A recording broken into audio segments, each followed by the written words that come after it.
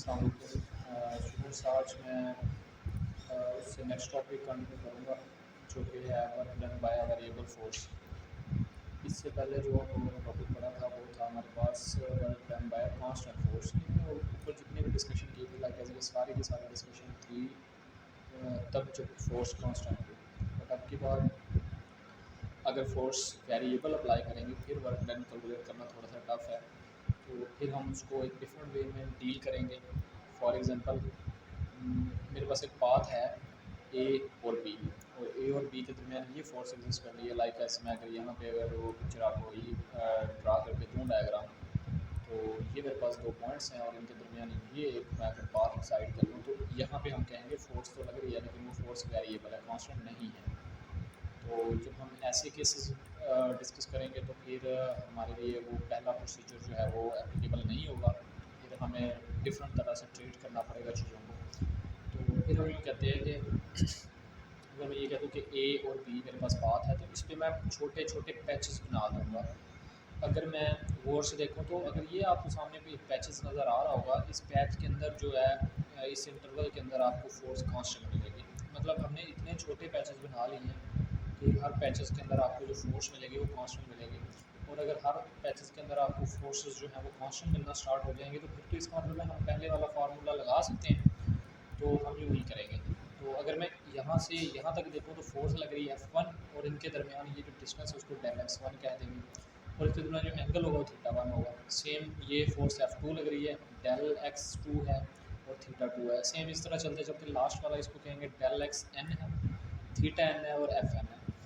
अब हर इंटरवल को अलग अलग सॉल्व करना पड़ेगा। लाइक अगर इस इंटरवल को मैं सॉल्व करूँ तो उसको मैं कहूँगा फॉर W1, ठीक है। अभी वो यहाँ पे वन डिस्कशन है तो उसको कहूँगा W1, और जो W1 है वो इज इक्वल होगा F1 फोर्स, क्योंकि वर्क इसके इक्वल था। हमने लास्ट जब आपको पढ़ाया था तो मैंने कहा था जो वर्क है वो डॉट प्रोडक्ट होता है फोर्स एंड डिस्प्लेसमेंट का।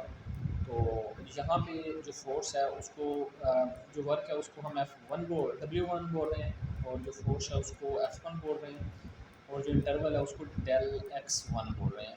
तो ये हो गया फॉर Wn1। आगे अगर W1 आगे अगर सॉल्व करेंगे तो W2 होगा, वर्क एट पॉइंट 2।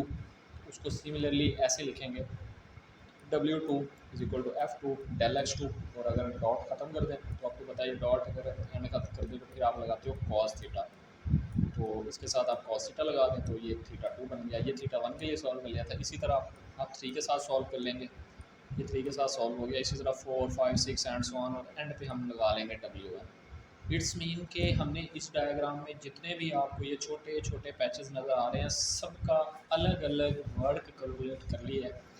तो अगर मैं ए से भी टोटल वर्क फाइंड आउट करना चाह रहा हूँ तो मैंने जितने जितने पैचेस बनाए थे उनका वर्क मैं क्या कर लूँगा, बेटा ऐड अप कर लूँगा। Like as total work done is equal to W1, W2, W3 and Wn। तो इनकी वैल्यूज़ को ये हमने ऐड कर लिए और जो ऊपर वैल्यूज़ निकली हैं लाइक एस दिस वन, तो इनको हम ऐड कर लेंगे। तो यहाँ पे हमारे पास ये बनेगा summation i is equal to 1 to n, ठीक है। मतलब i जो है वो 1 से स्टार्ट होगा और n तक आएगा। अगर यहाँ पे आप वैल्यू पुट करें तो इंडेक्सेस हैं सेम, आपके पास यही इक्वेशन बनती है। पुट करके देख लें, बेशक यहाँ 1 पुट करेंगे तो 1 1 1 तो पहली चीज़ आ गई। 1 के बाद 2 पुट करें तो 2 2 2 तो ये आ जाएगा बेटा। इसी तरह आप n पुट करेंगे तो ये आ जाएगा, ठीक है। तो अब वो नेक्स्ट कहता है अगर मैं ये ग्राफ प्लॉट करूँ like as F cos theta and Δx, तो यहाँ पे देखें यहाँ पे भी फोर्स वेरिएबल है। तो यहाँ पे आप इसको यूँ डील करोगे कि लिमिट ये जो छोटे छोटे आपको नज़र आ रहे हैं गैप्स, ये गैप्स तब ख़त्म हो सकते हैं, तब ये बिल्कुल कांस्टेंट हो सकते हैं जब आप इन पैचेस को अप्रोच करवा दो, Δx को अप्रोच करवा दो किसके साथ बेटा, ज़ीरो के साथ। मतलब ये इतने छोटे पैचेस आप बना दें कि वो अप्रोच करें ज़ीरो को, फिर 100% बात है जब वो अंडर ज़ीरो को अप्रोच करेंगे तो ऑफकोर्स वो कांस्टेंट हो जाएंगे, स्ट्रेट हो जाएंगे। तो स्ट्रेट हो जाएंगे तो फोर्स कांस्टेंट लगेगी। वो कहता है अगर आप मज़ीद एक्यूरेसी चाहते हो वर्क फाइंड आउट करने में तो ये देखिए ना, यहाँ पे भी हमने Δx1 Δx2 ये छोटे पैचेस ही बनाए थे लेकिन इनमें भी थोड़ी बहुत वेरिएशंस थी। लेकिन जब हम ये लिमिट लगा देंगे, limit Δx approaches to zero, तब हमारे पास ये पैचेस इतने स्ट्रेट हो जाएंगे कि इन पर जो फोर्स लगेगी वो कांस्टेंट होगी। तो ये हमारे पास एक फार्मूला आ गया। इस फार्मूले को बोलते हैं वर्क डन